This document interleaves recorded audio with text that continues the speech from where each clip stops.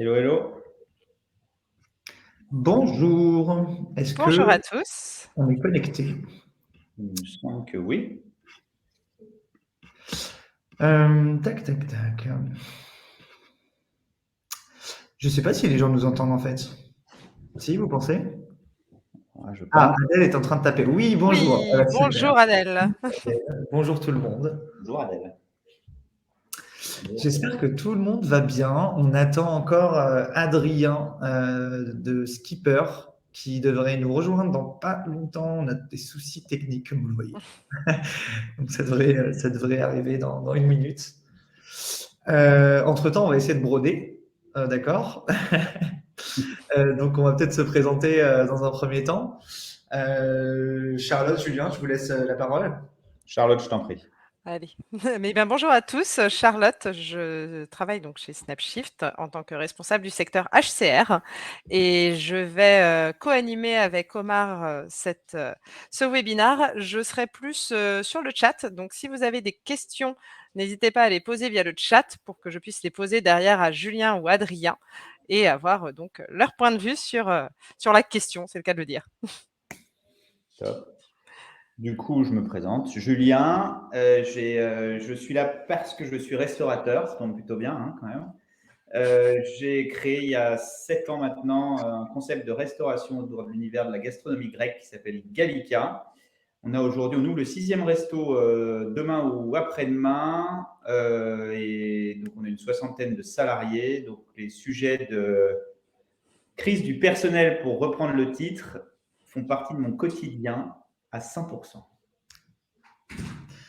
Super, merci à tous les deux. Je pense qu'on peut peut-être commencer sans Adrien, il nous rejoindra assez rapidement.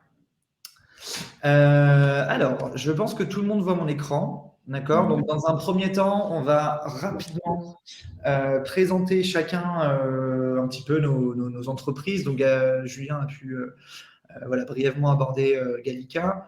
On va peut-être voilà, essayer de présenter ça rapidement. Donc, Snapshift, je pense que dans l'audience, certains connaissent, d'autres non. Sur la restauration, voilà, le nom de Snapshift est assez connu, je pense. Donc, nous, on a été créé par un monsieur qui s'appelle Olivier Séverins, qui est sûrement dans l'audience, qui nous écoute, en 2016, qui était lui également ancien opérationnel. Aujourd'hui, on a plus de 6600 clients qui vont du secteur de la restauration à l'hôtellerie, au retail, à la pharmacie. Voilà, on a balayé un petit peu tous les secteurs. On est 85 aujourd'hui et on a accueilli une équipe espagnole aujourd'hui dans nos bureaux, donc c'est super. Comment on travaille? Donc nous, notre principale mission, en fait, elle va aborder 4 domaines. Ça va être la planification et la gestion des temps et des absences. Le côté administratif sur la gestion RH, les contrats, les DPAE, la préparation des éléments variables de paye, pour simplifier en fait le quotidien des DRH, le quotidien des opérationnels. C'est des tâches qui sont à faible valeur ajoutée. Et aujourd'hui, ce sont des tâches qui prennent du temps. Donc, quand on peut économiser du temps à faible valeur ajoutée pour le transformer en temps à forte valeur ajoutée, c'est toujours intéressant pour les opérationnels comme vous.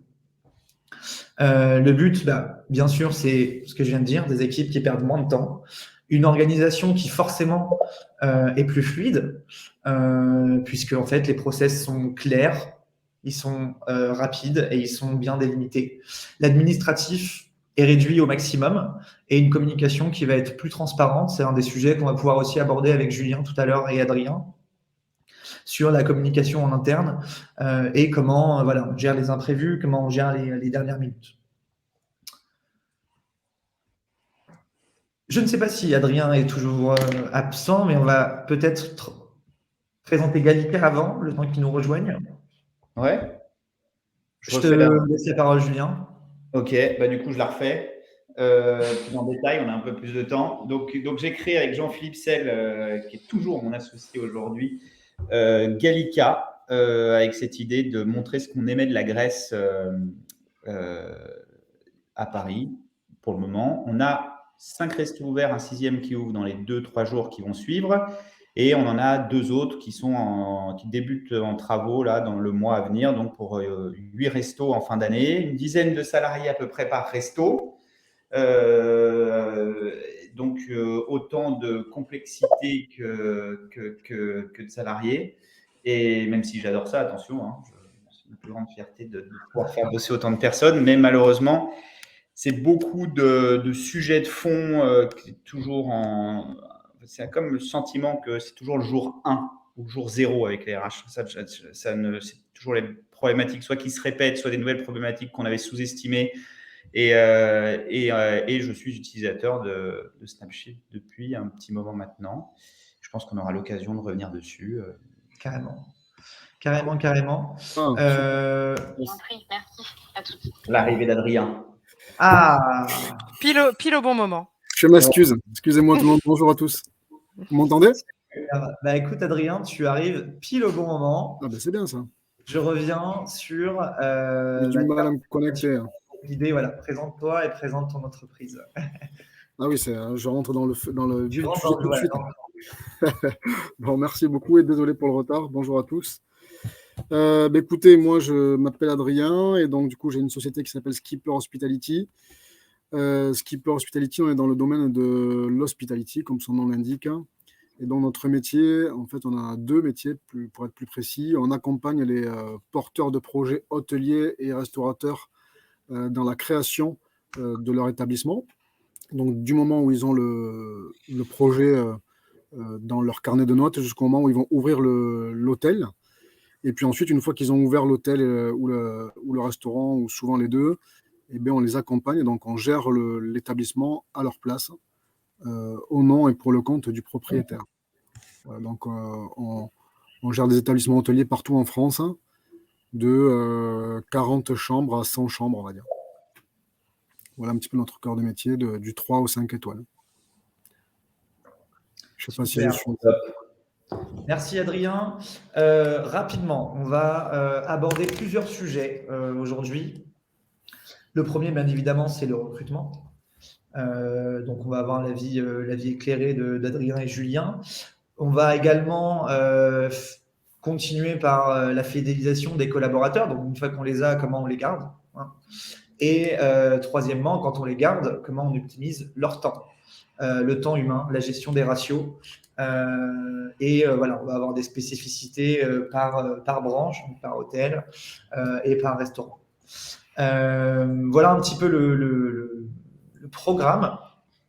Donc moi, je vais arrêter ma présentation pour qu'on soit tous, qu'on se voit tous. Comment je fais? C'est là. Parfait. Hop. Et on va commencer peut-être par une première question concernant le recrutement.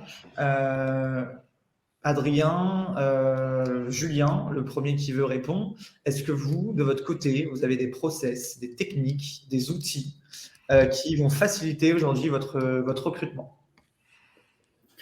Adrien, je te laisse commencer dans ce bourbier. C'est une question.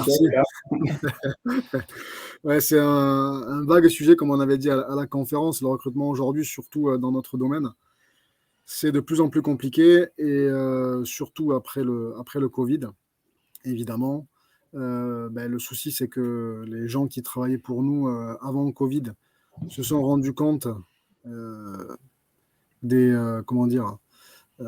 avantages ou plutôt des désavantages qu'ils avaient à travailler dans notre domaine. Donc maintenant, il faut redorer notre blason et essayer d'attirer de nouveau ces personnes-là, qui n'est pas chose facile. Alors tout dépend évidemment du profil que l'on recherche et surtout du poste que l'on recherche à pourvoir.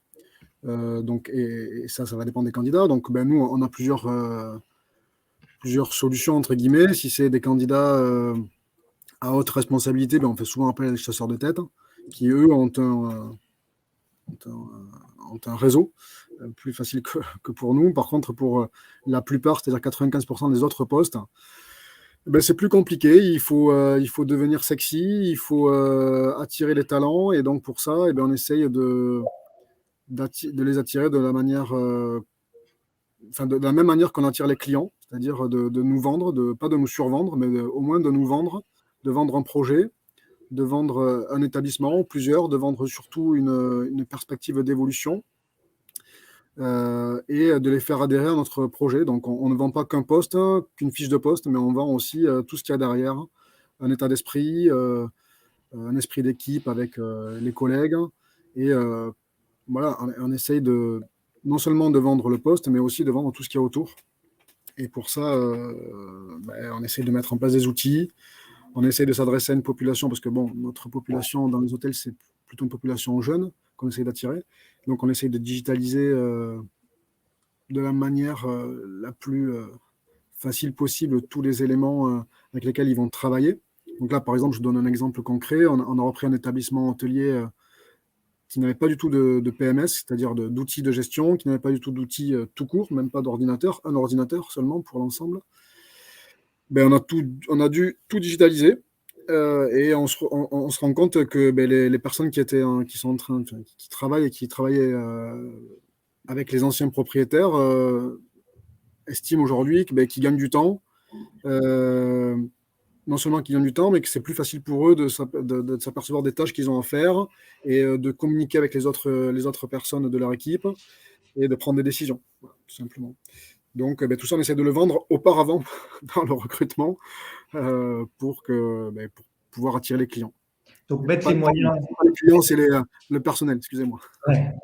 Donc, mettre les moyens digitaux, mettre les moyens entre les mains des salariés pour avoir une sorte de confort, disons.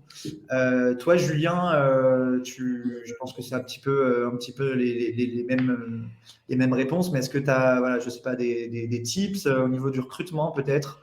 On parlait de rendre sexy tout à l'heure. Je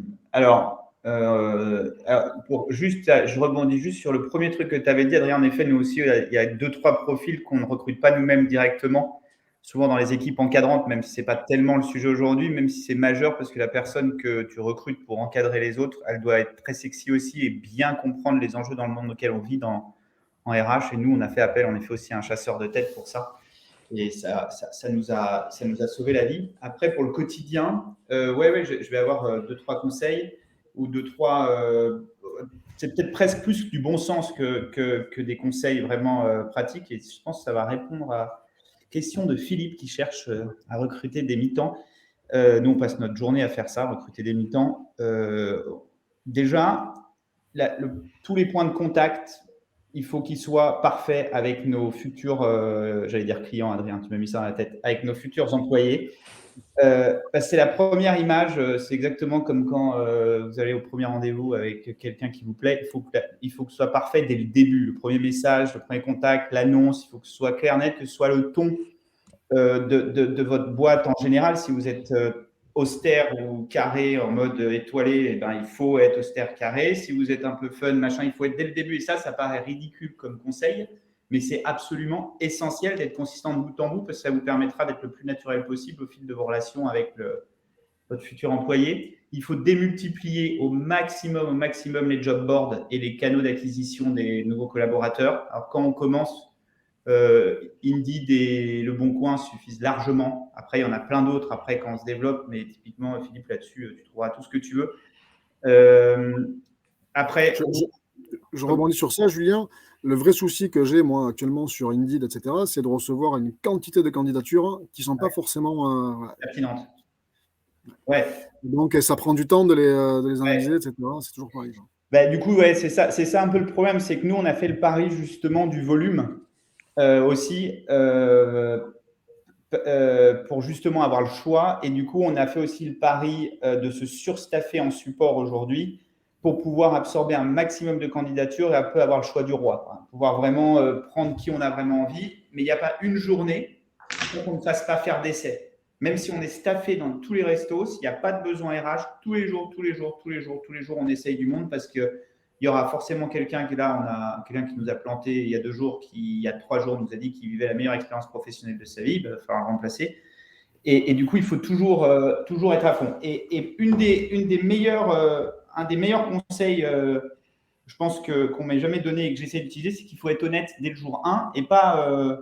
alors, bien sûr qu'il faut vendre la boîte, raconter une histoire, dire que tu vas progresser et tout, mais il faut aussi bien rappeler à tout le monde et à toutes les personnes qui postulent que ce n'est pas passer une journée à Disneyland que de bosser en restauration. Là, dernièrement, j'ai eu un avis sur Google d'un client qui se plaint parce que le rush est trop rapide. Donc, je fais de la restauration rapide. Oui, le mot rapide est quand même au centre de ma stratégie. Et qui met dessous « Je plains les employés de Gallica ». Et ça, c'est vachement bien parce que c'est toujours intéressant d'avoir des retours comme ça, c'est constructif. Non, je plaisante, ça me les a brisés significativement. Mais le truc, c'est que quand je recrute, et mon staff, je leur ai dit, mais dites la vérité, vous faites de la restauration. Donc, on va mettre les mains dans la merde, on va bosser, ça va taper dedans, il y a des rushs, c'est pas un métier facile. Quand je dis facile, c'est dans le sens pas fatigant, ou en tout cas, enfin, tous les métiers sont fatigants d'une manière ou d'une autre, mais la restauration, c'est particulièrement un métier de labeur, mais qui peut être aussi source d'épanouissement et de réussite, parce que c'est quand même, comme l'hôtellerie, je pense que tu seras d'accord avec moi, Adrien, c'est un des rares métiers, une des rares industries encore aujourd'hui, où la méritocratie est au rendez-vous. Moi, j'ai un employé qui était à 10 heures en octobre l'année dernière. Là, il est manager d'un resto. Et c'est pas parce que j'avais un besoin imminent, je ne savais pas qui mettre. Il a le niveau et c'est aujourd'hui l'un des meilleurs managers qu'on ait de restaurant. Sur tous les items qu'il a à suivre dans le resto, c'est exceptionnel. Et ça, il ne faut quand même pas le perdre de vue. Et du coup, je vois qu'il y a des questions qui passent et tout. Du coup, quand je dis surstaffé, là, en l'occurrence, c'est que j'ai toujours un peu plus, j'essaie de toujours avoir un peu plus de monde pour pallier aux imprévus, aux impondérables. En ce moment, il y a à nouveau des petits trucs de Covid, là. Donc, on est un peu dans le jus. Donc, on a un peu plus de staff. On essaye de le faire. Je ne dis pas que c'est facile et que j'y arrive tout le temps, mais en tout cas, mon staff essaye au maximum et on ne se repose jamais sur le sujet. Mais alors, du coup, hyper intéressant parce que tu as la chance de surstaffer finalement. Et toi et Adrien, vous parliez de volume et du coup, vous devriez trier entre les candidats. Beaucoup, et peut-être certains qui nous écoutent, n'ont pas cette chance. Donc, en fait, comment on fait? Est-ce que quand on n'a pas de pipe, quand on n'a personne à appeler, quand personne nous appelle, comment on fait? Comment on s'adapte aux besoins du salarié? Comment on vend notre poste? Comment on vend notre restaurant? On a ce cas de figure. Alors moi, je suis en province. Donc en province, c'est toujours plus difficile de trouver du staff qu'à Paris. Bon, une fois qu'on l'a, la différence, c'est qu'on le fidélise plus facilement parce qu'il ne peut pas aller facilement chez le voisin. Il n'y a pas trop de voisins. Ça dépend où on est, mais quand on est en province pure, c'est un peu plus compliqué d'aller chez le voisin qu'à Paris. Ben, j'ai pas tellement de solutions miracles à apporter, si ce n'est que il faut, comme on disait tout à l'heure, il faut rendre sexy, mais pas survendre le projet, le produit. Et puis, une fois qu'on l'a, il faut essayer de fidéliser. Et donc, ça va nous amener sur le second sujet. Il faut fidéliser Avant de passer au second sujet, Adrien, il y a une question d'Adèle qui demande justement ce que vous pensez des anciennes plateformes qu'on utilise peut-être moins aujourd'hui, comme l'hôtellerie-restauration, ou alors là, dans un secteur encore plus niche, mais le Journal des Palaces aussi, par exemple. Enfin, moi, je m'en suis servi pour différents postes. Je trouve ça très bien. Après, tout dépend de ce qu'on recherche. Le Journal des Palaces, par exemple, on peut pas mettre une annonce d'un 3 étoiles en province. Vous voyez, voilà, on s'adresse quand même à une population différente, mais au moins on sait qui est-ce qu'on cible quand on s'adresse au Journal des Palaces. On s'adresse à une population bien différente de quand on cherche un serveur dans un restaurant d'autoroute en province. Voilà. Toutes les plateformes sont très bien. Comme disait Julien tout à l'heure, il faut démultiplier les plateformes, démultiplier les job boards pour avoir le plus possible de candidatures. Après, quand on a beaucoup de candidatures, il faut savoir faire. Enfin, il faut pouvoir avoir le temps de faire le tri déjà, savoir le faire. Il faut que les personnes nous répondent parce que souvent ils envoient des CV, mais derrière ils répondent plus au téléphone, même pour des postes de directeur et de responsabilité parce qu'ils ont déjà trouvé entre-temps. Donc il faut être réactif. Des fois plus que réactif. Des fois, c'est presque dans la journée. Il y a des jobs, c'est dans la journée où il faut répondre. Alors, du coup, je reprends ma question parce que du coup, je pense que je l'ai peut-être mal formulé. On n'a pas de volume, d'accord. On a du mal à recruter. Peut-être que notre offre de poste n'est pas assez sexy. Peut-être qu'en fait, on a des besoins hyper tard la nuit. Peut-être qu'on a des besoins où on a des contrats qui ne sont pas bons. Est-ce que ce n'est pas intéressant de s'adapter à son service, d'adapter les plannings, d'adapter les horaires? Parce que dans la restauration, les horaires, on a peut-être des mères de famille qui veulent aller chercher des enfants. Comment on met ces avantages? Comment on les met en avant? Quelles sont les politiques internes qu'il faudrait adopter par rapport à ces sujets-là? Alors, bon, moi, je suis mal placé parce que je vais faire des jaloux là, mais je suis ouvert que le midi, qu'en semaine. Donc, en termes de contrat, c'est assez confort et je pense que ça explique pourquoi j'ai énormément de leads. Après, tu as bien fait de faire la différence entre la région et Paris. Paris, il y a une surdemande, quelle qu'elle soit, mais il y a aussi une surconcurrence. Donc, l'herbe est toujours plus verte ailleurs. Ça, c'est un vrai sujet et on verra après comment fidéliser. Je pense que déjà, il faut. Moi, ça me fait souvent sourire quand je me balade dans Paris que je vois qu'il y a une salle affiche avec marqué recherche serveur qui est écrit à l'arrache au stabilo ou je sais pas quoi. C'est bien, c'est un des canaux d'acquisition. Il faut mettre des affichettes, même si ça rapporte 3 ou 4 personnes, c'est déjà énorme.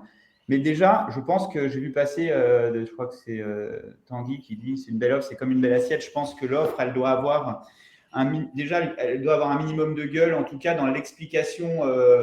Sans être trop exhaustif, de ce que va être le poste, ce qu'est la boîte, un minimum que la personne puisse se renseigner si elle veut. Maintenant, dans 80% des métiers de la restauration, c'est des jobs qui sont quand même assez basiques. Hein. Serveur, t'as beau le romancer comme tu veux, ça reste serveur. Moi, équipier polyvalent en street food, je ne fais pas décoller des fusées. Donc, il ne faut pas non plus tomber dans l'autre excès et survendre. Après, l'adaptation à ce qu'est la personne et à ses contraintes de vie, ça, c'est un énorme oui, parce que ça existe dans toute plein d'autres industries. Chez nous, il faut aussi commencer à le faire, et même pas commencer, le faire à 100%. Après, je mets tes deux pieds dans le plat à nouveau. On ne fait pas des jobs de bureau. On fait des jobs 7-7 pour la plupart, avec du service continu, discontinu, des horaires. Enfin, c'est quand même un métier où on ne peut pas toujours se plier. Par contre, on peut l'humaniser un peu plus, en effet, adapter. Essayer de voir si on peut réorganiser les équipes, parce qu'une époque, faire des coupures, c'était tellement classique qu'on ne réfléchissait pas en fait à ne pas en faire. Donc, très probablement, on peut arriver, nous, on a un resto qui est ouvert le soir, quand même, il y en a un. On a trouvé des espèces de compromis qui s'adaptent très bien aux équipes en place. En tout cas, ils ne s'en plaignent pas aujourd'hui. Quel type de compromis tu mets en avant? C'est quel type de compromis dont tu parles? Déjà, c'est au volontariat. J'ai le luxe de pouvoir faire ça. Où je demande à mes 50 salariés qui veut bosser le soir, qui veut faire ci, qui veut faire ça. Il n'y a pas plus d'avantages, pas moins d'avantages, à part que le soir, ils sont un peu plus tranquilles parce que c'est principalement de la livraison, donc il n'y a pas de clients physiques. Et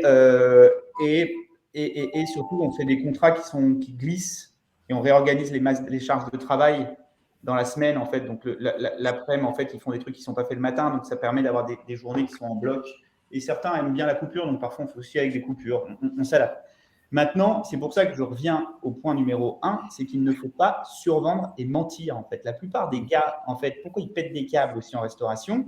Ils savent très bien dans quel monde ils vivent et dans quel monde ils viennent quand ils viennent bosser en restauration. Okay, donc, il n'y a pas ou en hôtellerie. C'est souvent justement qu'il y a des employeurs qui ont survendu l'expérience chez eux, qui ont raconté que ça allait être fantastique de bosser dans la dernière brasserie à la mode ou dans le dernier hôtel de pointe, machin, truc, on a levé 100 millions. Mais en fait, non, c'est juste la restauration.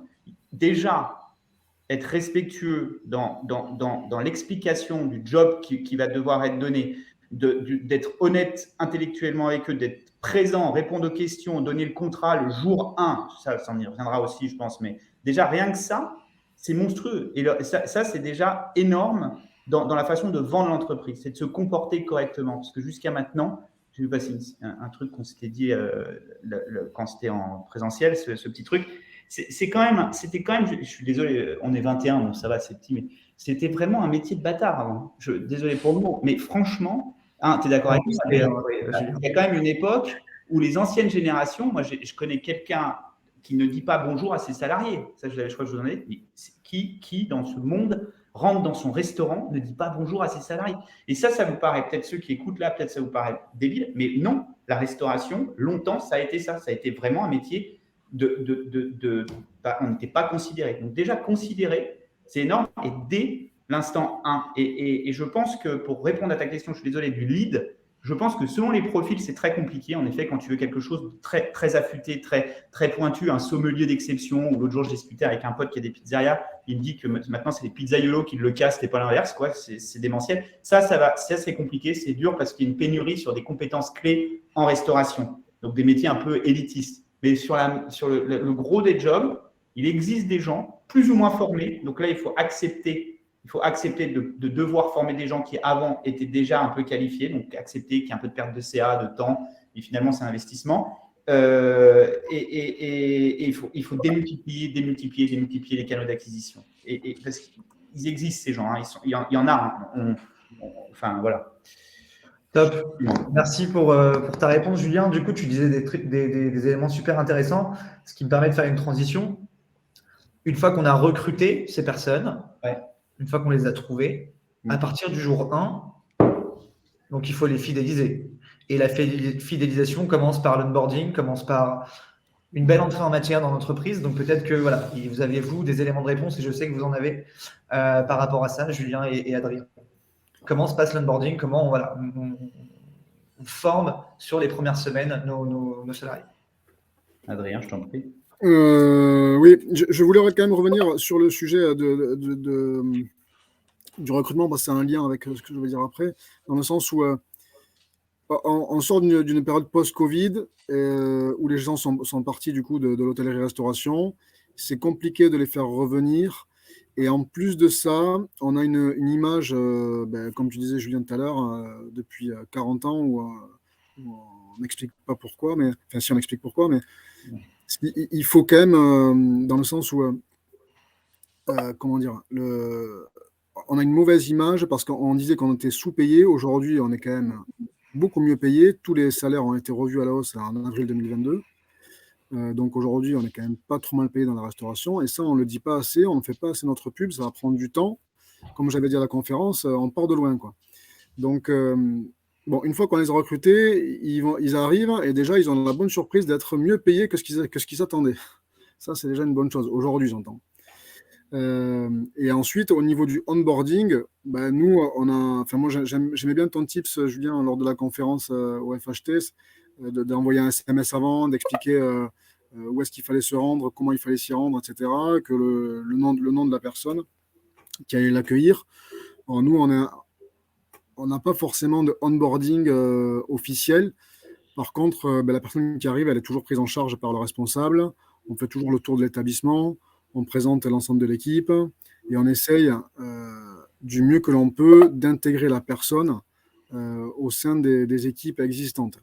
Et pour ça, on essaie toujours de mettre, dans la mesure du possible, un parrain, c'est-à-dire quelqu'un qui va s'occuper du nouveau venu, quoi, entre guillemets. Donc ce parrain-là est chargé de la présentation, mais aussi de répondre aux différentes questions que peut se poser la personne quand elle arrive. Donc, je ne sais pas, par exemple, je parle de mutuelles, etc., de salaire, d'horaire, d'outils, parce que tout à l'heure, je parlais d'outils digitaux. Tout le monde n'est pas forcément à l'aise avec ces outils-là, surtout quand on arrive, on ne sait pas comment ça marche, etc. Donc là, il y a quelqu'un qui explique à cette personne-là comment ça fonctionne, comment il faut s'en servir, qu'est-ce qu'il ne faut pas faire et qu'est-ce qu'il faut faire. Voilà, donc ça en fait partie. Et puis au bout d'un certain temps, souvent au bout d'une semaine, parce que la première semaine, c'est souvent il y a souvent un basculement. C'est soit ça marche pas au bout d'une semaine. Donc on essaie de faire un petit stop, on prend un temps avec cette personne-là, la nouvelle arrivée, et on essaye de comprendre ce qui va pas, si ça a été, si ça n'a pas été, qu'est-ce qui est à revoir, qu'est-ce qui n'est pas à revoir. Et ça, on fait ça au bout d'un mois, et puis ensuite au renouvellement ou pas de la période d'essai. Voilà quelques tips au niveau de l'onboarding. Et ensuite, pour la fidélisation, comme j'avais dit au FHT, nous, on est très, comment dire, on est très concentré, ou en tout cas, on essaye de faire des formations au niveau de nos managers sur l'intelligence émotionnelle. Donc, ce qui veut dire que notre manager va pas s'adresser aux personnes, en fonction de qui il a en face, il ne va pas s'adresser de la même manière à personne, à M. Dupont qu'à M. Durand. Et ça, c'est très important pour nous parce que ils n'ont pas le même caractère, ils n'ont pas les mêmes attentes, etc., etc. Donc, on essaye de faire un profil de la personne et en fonction de ce profil-là, on s'y adresse différemment. Donc, typiquement, une mère de famille, on ne va pas se rester de la même manière à une mère de famille qu'un homme, je fais des généralités, mais à un homme célibataire qui a 25 ans. Oui. On va peut-être demander d'abord à l'homme célibataire de 25 ans de faire des heures supplémentaires quand il faut en faire, ou de venir donner un coup de main sur un dimanche après-midi, plutôt qu'un mère de famille avec 2 enfants. Quoi. Okay. Si je peux rebondir, déjà je vais répondre à Adèle, c'est vrai qu'elle avait posé une question sur le staff qui était mobilisé en RH. Exactement. Alors, chaque boîte fait ce qu'il veut. Attention, nous, c'est juste que c'est au cœur de notre strat. Donc, on a volontairement mis beaucoup d'équipes. Je vais juste pour la manière dont, mais alors pareil, je vais enfoncer des portes ouvertes, je pense, pour beaucoup de monde, mais que ce soit très clair, c'est qu'on a décomposé, il y a 2 à 3 grands piliers dans les RH, et la gestion quotidienne des personnes qui sont chez nous et qui arrivent chez nous, qui sont entre les mains de l'opérationnel, de l'exploitation. Donc, c'est les managers de points de vente, assistants managers et les responsables multisites ou directrices, en l'occurrence, on est une directrice d'exploitation. Il y a le recrutement qui est entre les mains, nous, de quelqu'un qui est au RH 100%. Et bon, en ce moment, c'est le temps qu'on finisse de se staffer, c'est à 50% entre cette personne qui est au RH et la directrice d'exploitation. Et il y a tout l'aspect administratif qui compte tout autant que tout le reste. Et ça, je rebondis sur Baptiste qui dit fidélisation égale confort de travail. Oui, mais pas que. Quand tu es capable de déclarer des bons documents au bon moment le plus rapidement possible, que tu apportes une réponse ou un document qui est attendu dans un délai de moins de 24 heures, par exemple, que tu as une flexibilité administrative et un respect de l'employé sur ces sujets, c'est énorme. Et c'est des retours qu'on a quotidiennement de nos équipes qui apprécient justement ce genre de choses. Et donc, du coup, on a une personne qui fait ça. Donc, en résumé, Adèle, on a 2 personnes au RH, dont une qui fait énormément d'administratif. Et après, on a une équipe opérationnelle qui est composée d'une directrice d'exploitation et d'un responsable multisite, plus les gens qui sont sur le terrain. C'est un peu trop staffé, mais parce qu'on va avoir 8 restos à la fin de l'année et d'autres qui vont ouvrir après. Normalement, une personne et demie de moins, là, ça serait OK. Et pour la fidélisation, pour moi, elle commence, mais c'est un peu ce que tu disais, Adrien, dès le début et dès la première prise de contact, quand on appelle la personne qu'on a présélectionnée. Et déjà, en lui expliquant correctement qui on est, où on va, ce qu'elle va faire chez nous, sans lui mentir, sans lui survendre. Ensuite, là, si ça se passe bien, si OK, go, tu es d'accord, tu as bien compris que c'était d'abord un contrat comme ça, etc. Écoute, ouais, on fait un essai. Là, il y a une prise de contact qui est faite en flux tendu, donc avec un petit SMS en confirmant oui, l'essai, OK ce jour-là. Le jour J ou la veille, tu te souviens, demain, tu as un essai avec nous, jean, t-shirt, basket. La manager s'appelle comme ça, c'est cette adresse, patati, patata, donc 0 stress en arrivant. Sur place, ce qu'on essaye de faire au maximum, bon, sachant qu'on est en train d'essayer de faire disparaître la notion d'essai. Je ne sais pas si on reviendra dessus. On a constaté que c'était beaucoup de perte de temps et d'argent pour rien. Mais pour le moment, quand il y a des essais, c'est comme ça que ça se passe. On essaye d'avoir un parrain ou une marraine dans le restaurant. Donc, quand la personne arrive, elle a un référent à qui elle peut poser ou il peut poser une multitude de questions sans se sentir un peu ridicule ou parce que parfois, il y a des questions qui peuvent que tu n'oses pas poser parce que c'est le rush, parce que c'est le bordel. Mais au moins, quand tu es en binôme avec quelqu'un, tu es un peu plus serein. On essaie même que ce soit avec le manager, mais c'est un peu compliqué. Mais il y a ça. Et ensuite, il y a tout le côté administratif. Si l'essai est validé, on shoot, on l'appelle pour dire cool, top, comment tu as vécu ta journée? Génial, ok, nous aussi c'était top, le manager t'a validé, tu commences, quand est-ce que tu es dispo pour commencer? Et on shoot un mail administratif avec une to-do très claire, très nette, des contacts des gens s'il a des questions à poser. Et ça génère après, tout est automatisé pour générer des documents. On shoot le contrat à signer avant le début et tout, etc. Donc, comme ça, le jour où il arrive, il connaît tout, son resto, machin et tout, etc. Il est clair, il est net et tout est précis. Et après, au quotidien, on est à l'écoute. On passe notre temps à être à l'écoute. On est sûr à l'écoute et moi, je me bats pour pas qu'on devienne une machine ou quoi que ce soit. Baptiste, on va être 60 à la fin du mois. Et sur le terrain. Et du coup, voilà, 60 personnes, tu peux vite perdre le lien.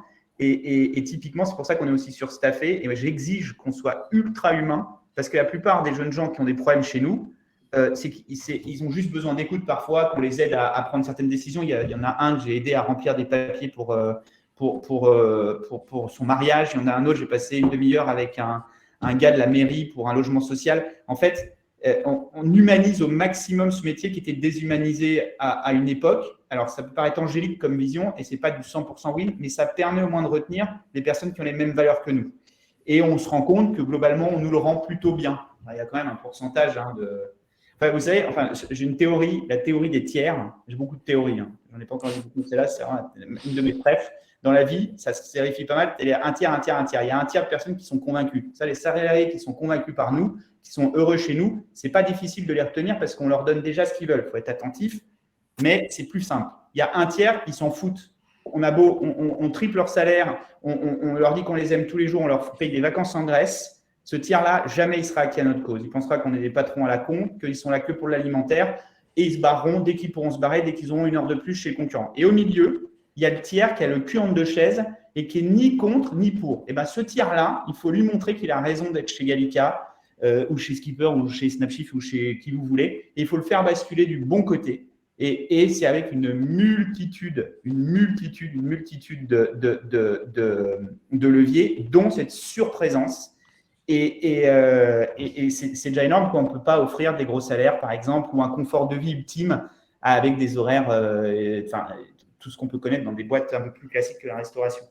Une remarque très intéressante de Tanguy qui met en avant du coup l'ambassadeur et le coopteur.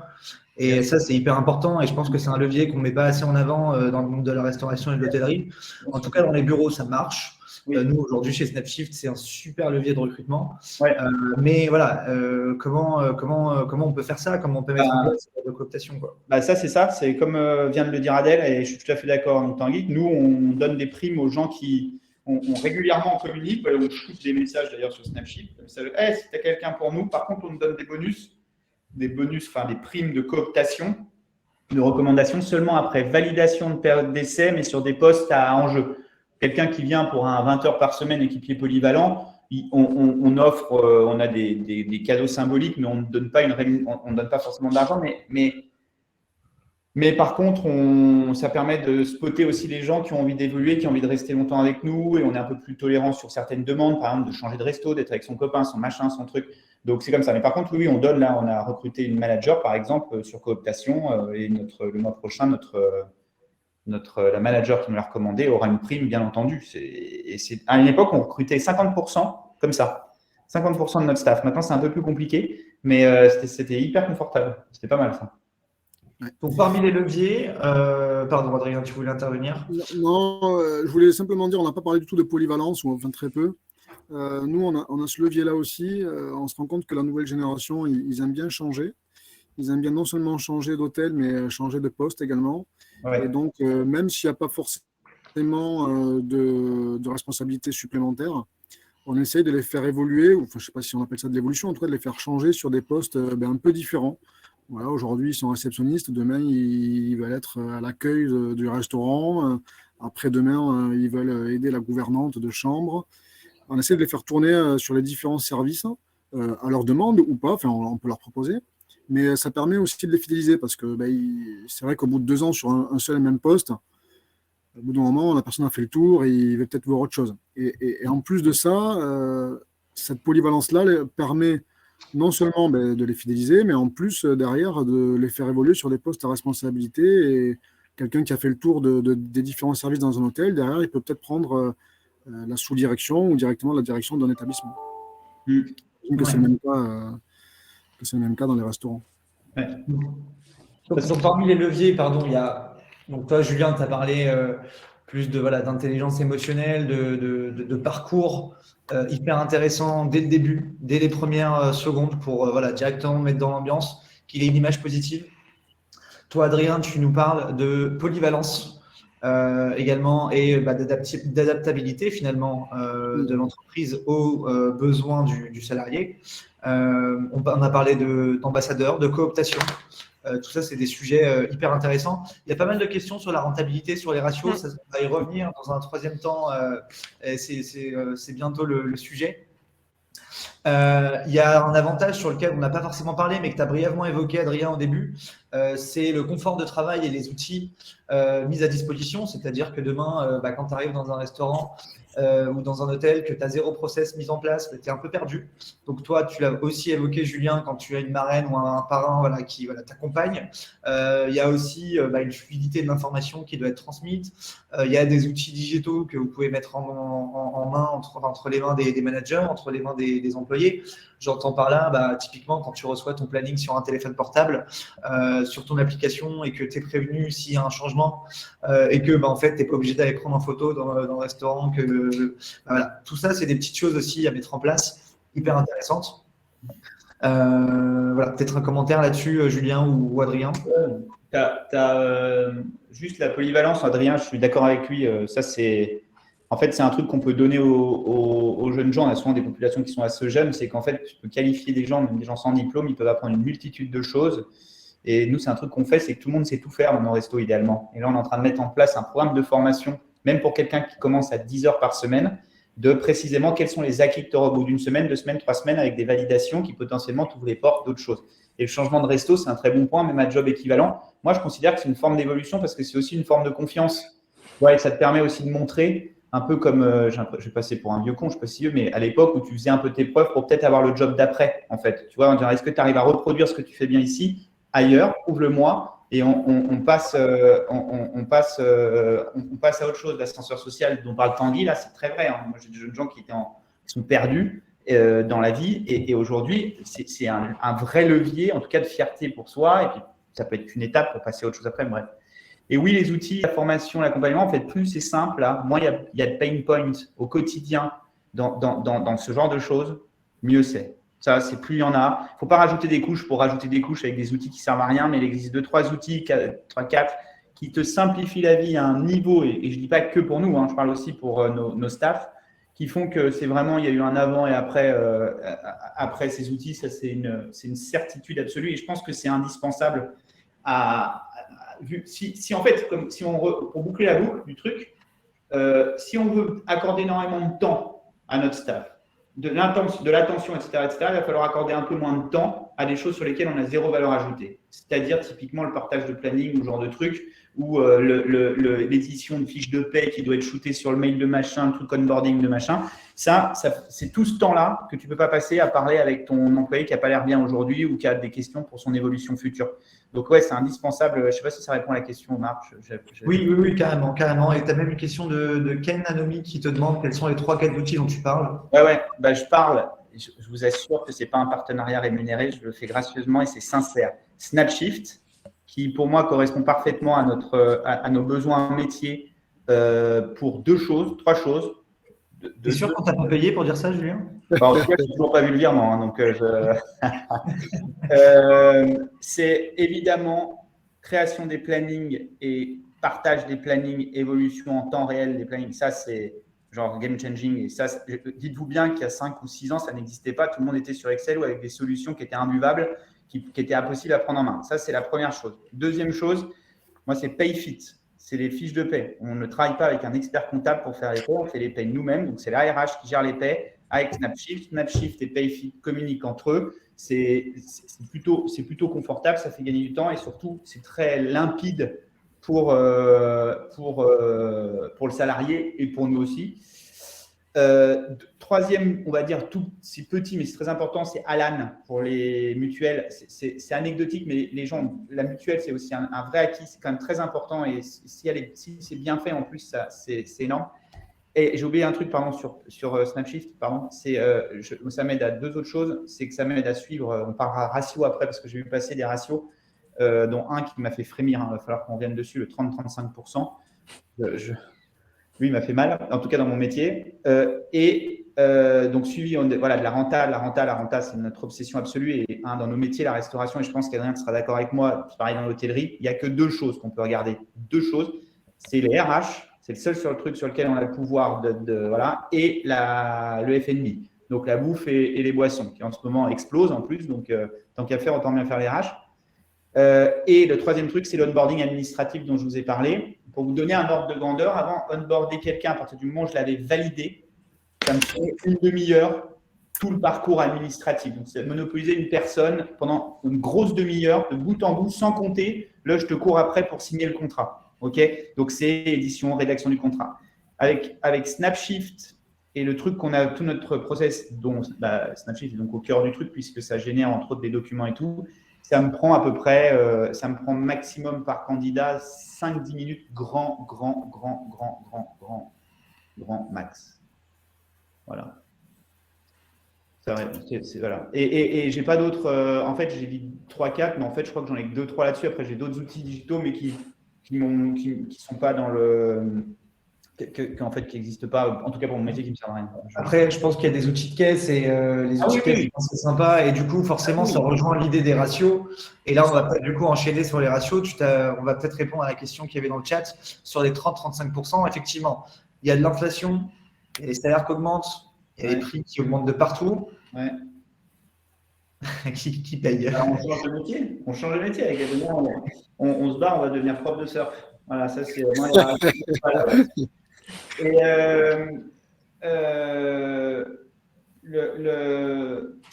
moi, le ratio là, c'était quoi? C'est 30-35%. Alors non, moi, c'est pas ça du tout, hein, mes ratios, mais comme j'ai une maîtrise, comme j'ai pas le soir, c'est plus simple. Il n'y a pas d'ouverture tardive et tout. Mes ratios, moi, si je dépasse 25%, je fais une syncope. Hein, je ne sais plus qui a posé la question. C'était Adèle. Adèle qui a posé la question pour savoir si effectivement ce business model était toujours viable aujourd'hui. Ah ouais, mon business model est viable et 25%, je ne suis pas content du tout. Mais attention, hein, je ne fais pas de l'esclavagisme. C'est juste que j'ai une maîtrise de process, juste pour te donner un ordre de grandeur, Adèle, depuis le jour 1. Ah bah oui. Bah, c'est resto, gastro et hôtellerie, évidemment, 35%. Mais du coup, on ne fait pas exactement les mêmes métiers. Je n'ai pas les mêmes paniers moyens. Donc, tu vois, le RH, moi, c'est vraiment un… Et j'ai peu de postes très qualifiés aussi, tu vois. À part mon manager et mon assistant manager, je n'ai que des personnes qui sont au SMIC et c'est des petits contrats. J'ai 10 personnes par resto pour l'équivalent d'à peu près 5,5 ETP. Donc, c'est plus facilement tenable. C'est que nous, on a une façon de gérer les RH à une époque. Alors maintenant, je le fais moins parce que j'ai moins le temps déjà. Et puis on est arrivé au bout de l'exercice. C'est que je le faisais au quart d'heure. Donc, je connaissais au quart d'heure les tâches qui devaient être faites dans nos restos. On a tellement processé qu'on savait que pour une journée de CA à temps, il fallait qu'on n'ait pas plus de 5h15 de RH pour que ça tienne dans le truc. Et ce n'était pas « je vais t'essorer au maximum pour que tu fasses un quart d'heure de moins ». Non, ce n'était pas ça. C'est qu'on donne à disposition, si un jour tu veux venir, Adèle, visiter les cuisines de Gallica. Les cuisines de Gallica, ce n'est pas des cuisines de street food. Hein. C'est des cuisines alors si, par la taille, mais c'est des cuisines de resto traditionnelles avec des outils qui sont des outils de cuisine traditionnelle et pas du bricolage comme souvent on peut voir en street food pour justement optimiser le rendement, etc. Et surtout, on est passé par là, notre staff est passé par là, l'évolution en interne. Les gens qui encadrent, à part notre directrice d'exploitation, c'est des gens qui étaient sur le terrain, qui ont commencé avec l'équipe polyvalent. Donc, ils connaissent exactement comment fonctionnent les restos, ce qu'on doit d'attendre de manière faire d'un employé, sans faire trop, sans faire assez. Et du coup, c'est ce qui nous permet de maîtriser au maximum. Je me suis un peu perdu là, mais dans ça. Mais le ratio RH, non, dans la street food, il faut que ce soit en dessous de 25. Non, mais si je peux me permettre pour répondre à Adèle au niveau des restos gastronomiques et hôtellerie, en effet, le ratio connu et reconnu, c'est celui de 35%. Aujourd'hui, avec l'augmentation de la masse salariale, l'augmentation du F&B, l'augmentation de l'électricité, l'augmentation du gaz en cuisine, parce que ça, on ne le dit pas, mais le gaz aussi, celui qui est au gaz et qui fait sa cuisine au gaz, c'est très compliqué. Donc, malheureusement, Adèle, j'ai envie de dire, celui qui paye la facture à la fin, c'est le client final. Hein. Ça, il n'y a pas 50 000 solutions. Donc, les prix ont été augmentés, non seulement en salaire, mais également à la fin de la ligne. Et donc, les clients finaux payent aujourd'hui souvent plus cher que ce qu'ils payaient il y a 2 ans pour le même produit. Après, soit on fait plus de volume, mais bon, dans un restaurant gastronomique, c'est toujours plus compliqué de faire beaucoup de volume. Donc, malheureusement, on augmente les prix. Malheureusement ou heureusement, je ne sais pas comment il faut le voir. C'est comme ça. Hein. Ouais. Ah, mais là où on peut aller aussi chercher des points, c'est qu'effectivement, en restauration traditionnelle, on vise le 35. Moi, je parlais à des 3 brasseurs, par exemple, qui étaient plutôt à 38, 39. Là, on est sur des plus grosses équipes et forcément, en resto tradi, ça charbonne, quoi. Et l'idée, effectivement, c'est comment on va aller chercher ces 2 points, ces 3 points de masse salariale qui, sur un chiffre d'affaires, finalement, finissent par faire une grosse différence à la fin de l'année. C'est comme dit Julien, c'est peut-être en allant gratter, et pas pour gratter, mais juste en adaptant une planification en fonction des jours, en fonction de l'affluence, en fonction de son chiffre d'affaires. Donc peut-être que le moment où on a besoin de 7 personnes en service, peut-être qu'on en a besoin de 6,5 finalement. Le moment où il y a du monde qui part, peut-être qu'on peut libérer des personnes avant, peut-être qu'on peut gérer les récup aussi de manière plus simple, de mettre des récup et pas non plus de payer les heures supplémentaires. Exactement. Tout ça, c'est des éléments qui permettent d'aller chercher des petits points de masse salariale. Mais du coup, si je peux me permettre de rebondir là-dessus, parce que c'est vrai que c'est hyper important. Il y a deux trucs à regarder dans le ratio RH. Il y a 2 ratios, voire même 3. Nous, on en regarde 3, mais il y en a 2 vraiment qu'il faut regarder très précisément. Le premier, c'est regarder la productivité. La productivité, c'est combien un employé, quel que soit son salaire, me ramène de CA par heure. Ça, c'est la productivité intrinsèque d'un resto. Okay, et ensuite, il y a le ratio RH, c'est combien de coûte le pourcentage, c'est la masse salariale sur le CA. Et en fait, ce ratio, vous avez beau avoir la meilleure productivité du monde, ce ratio peut exploser pour plein de raisons différentes, des abandons de poste, des STC qui coûtent d'une blinde, quelqu'un qui était là depuis 10 ans, qui a jamais pris de vacances, que tu payes, ça nique tout. Et ça, c'est hyper important de ne pas le perdre de vue. Parce que souvent, on se dit, nous aujourd'hui, ce qui nous pénalise, tu vois, là, Adèle, moi, ce qui me pénalise, il y a un resto où j'ai planté le premier trimestre, c'est parce que j'ai fait 2 ruptures co à 2 personnes que je ne voulais plus et qui ne voulaient plus être là. Donc, ça tombe bien, on était heureux dans notre décision. On a fait une rupture co.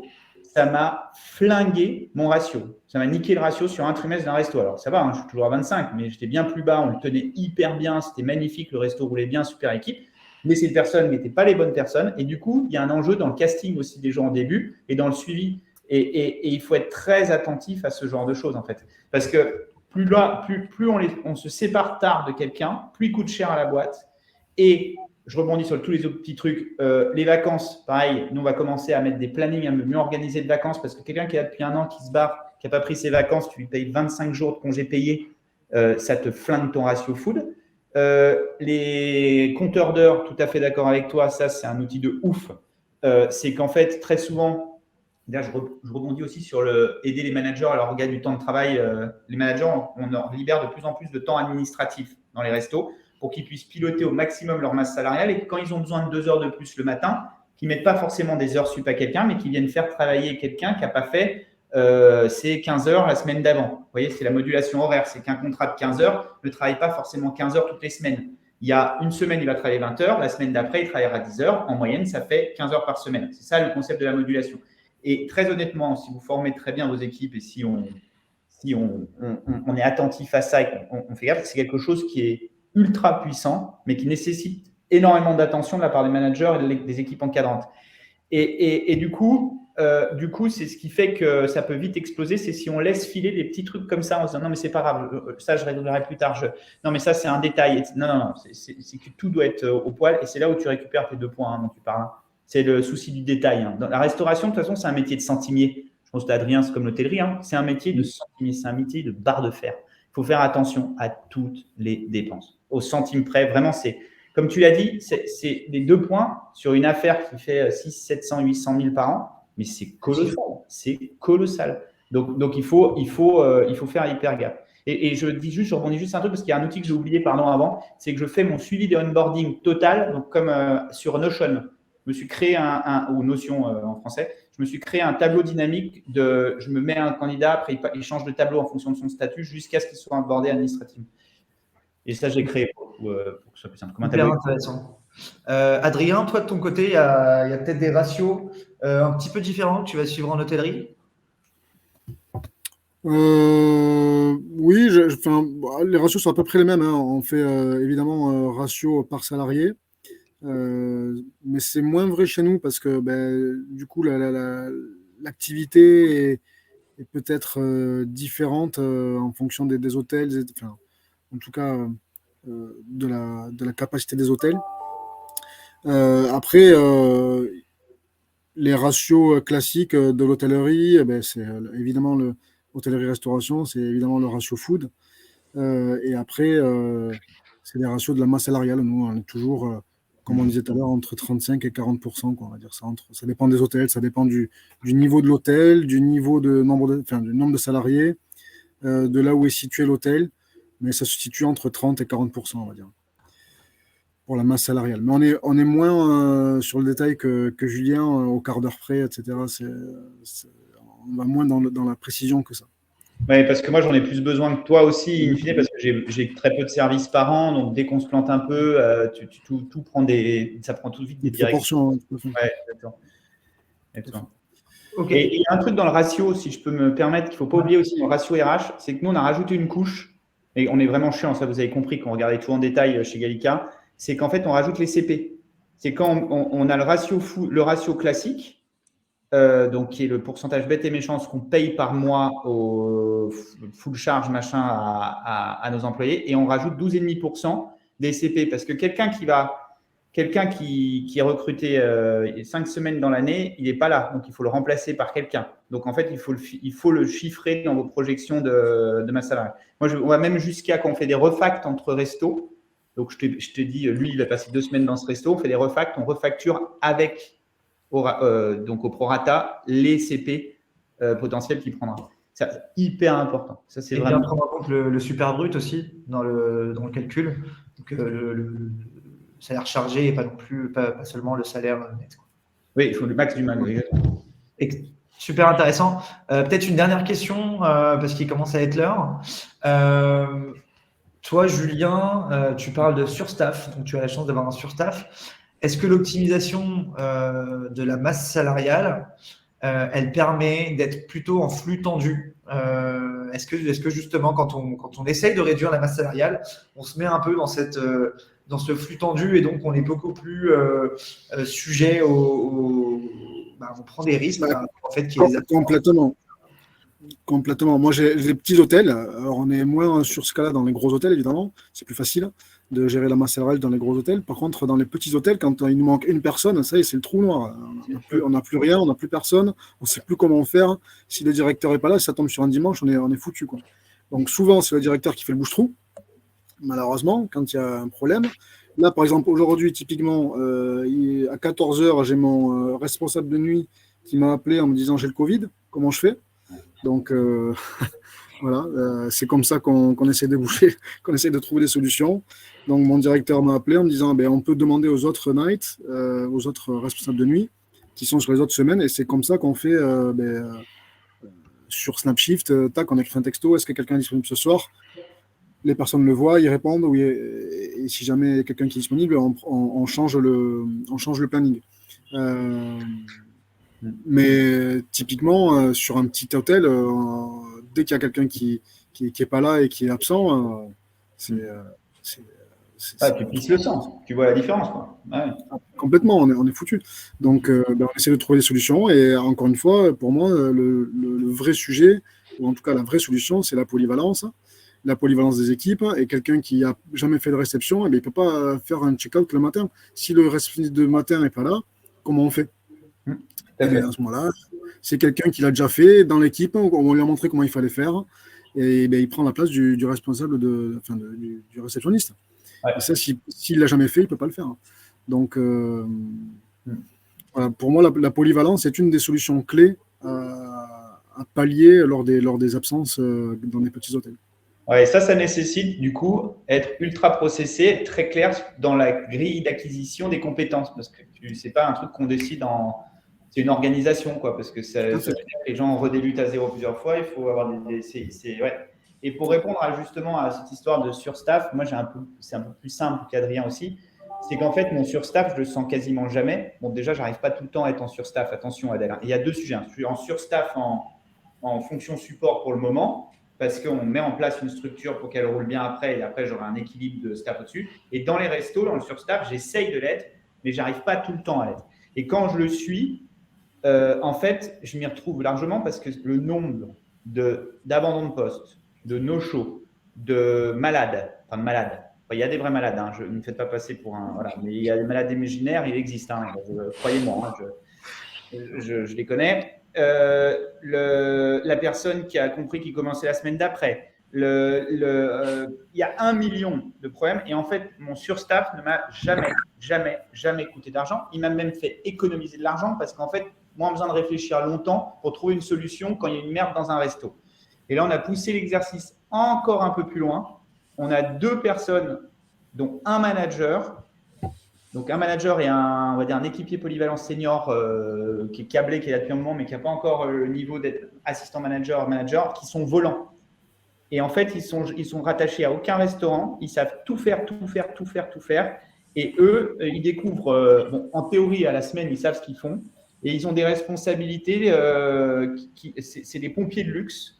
Parce qu'ils ont les réponses à tout, les solutions à tout, et ils accompagnent, ils forment, ils expliquent. Ah là, il y a une compétence clé qui manque, j'y vais. C'est eux qui vont être mis aussi sur nos ouvertures de restaurants, par exemple. Il nous faut une équipe pendant un petit moment, bim, ils donnent le coup de fouet pour former, hop. Et ça c'est pareil, ça paraît être un coût, mais en fait, il est amorti, mais 100 fois. Quoi. C'est écrasé de chez écrasé, mais à l'infini. Quoi. Ça, il n'y a pas de débat, quoi. Pour répondre à Adèle là, sur la dernière question, c'est très complexe de s'engager pour le recrutement sur des rythmes.